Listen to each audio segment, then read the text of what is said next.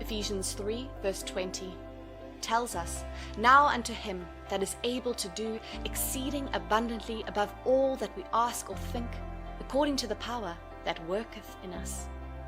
So no matter the inexhaustible list of things you think you need, God can provide them all. And not just stopping there, he can do even more than that which we think we need.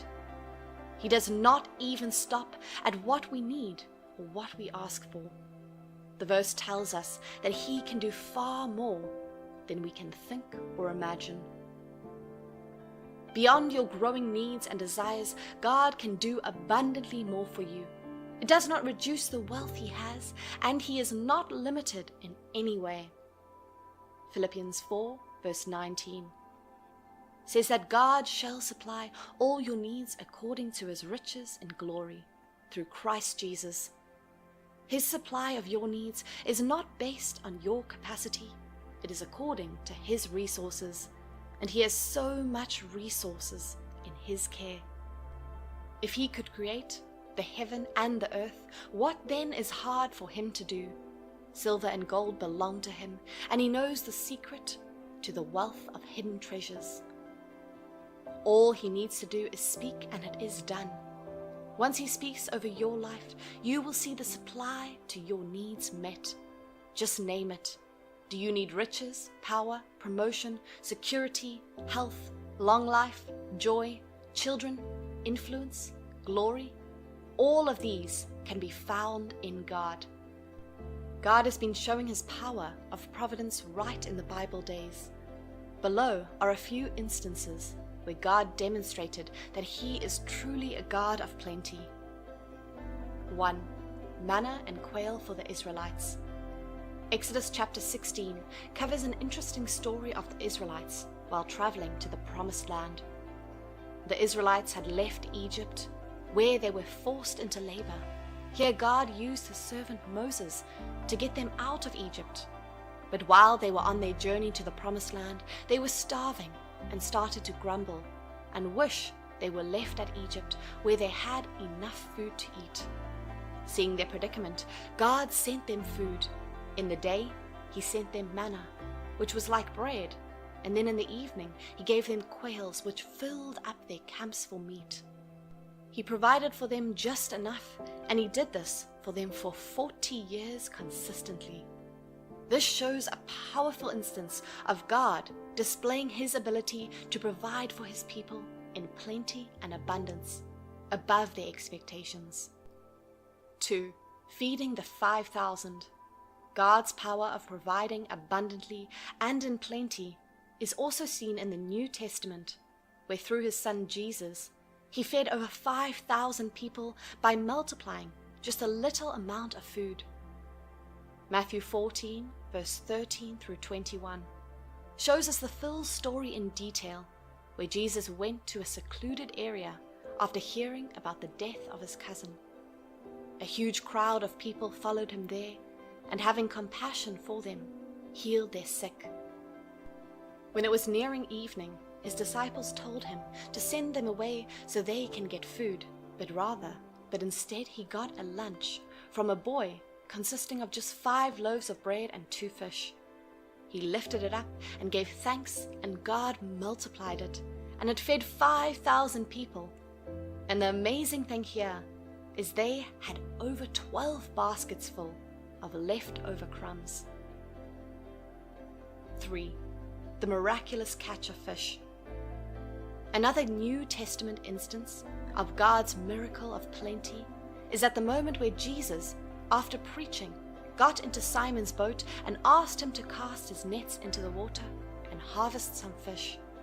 Simon complained that they had been in the water all night and had caught nothing. But when Jesus asked him to cast his net, he caught a large harvest of fish. The harvest was so large his net started to break, and he had to call on other fishermen for help. In awe of this awesome miracle, he knelt and begged Jesus to leave him, as he was a sinner and did not feel worthy of this miracle of plenty. He later went on to become one of the 12 disciples of Jesus.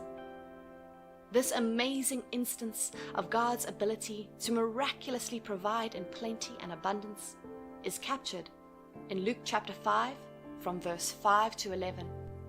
In these contemporary days, the God of plenty might not have to necessarily rain down money as he did with manna from heaven in the Bible days to make you smile. There are various ways that the God of plenty can use to provide for your numerous needs and heart's desires so that you can smile. Some of these ways could be by God sending a helper your way. It could be a stranger, a family member, a long-lost friend, or even a person who you might not even be expecting any reasonable help from. God could also grant your needs in plenty by giving you an idea or solution that can be able to solve your problem. This idea that He has given you might be the key to your plentiful, and this idea could come to you through a dream, vision, and personal thought, or through advice from people God has positioned around you. Now you know that the God of plenty can still provide for you abundantly above your need, and then make you to smile. Remember that He has promised in various portions of the Bible that He will abundantly bless you with plenty in all you do. So when you are down, sad, and in dire need, remember to declare these verses and remind yourself of God's promise to bless you plentifully. Deuteronomy 30 verse 9 says, "And the Lord thy God will make thee plenteous in every work of thine hand, in the fruit of thy cattle, and in the fruit of thy land for good. For the Lord will again rejoice over thee for good, as He rejoiced over thy fathers."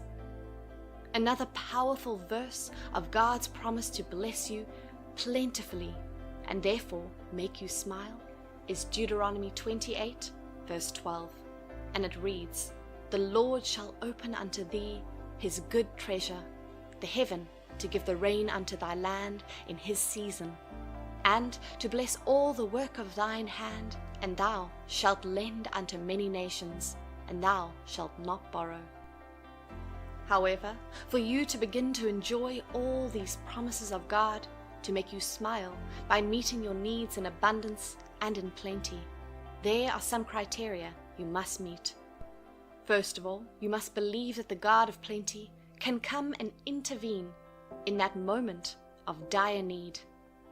It is only through your faith that you can invite Him to bless you abundantly. In addition, you must live a godly and holy life and obey His words. In conclusion, acknowledge that the same God who blessed His children with plenty in the Bible time can still do that for His children in this new age, as He is still the same God yesterday, today, and forever. So whenever you are in that moment of dire need and helplessness, remember that the God of plenty has promised in His word to make you smile, and that God never breaks or goes back on His promises.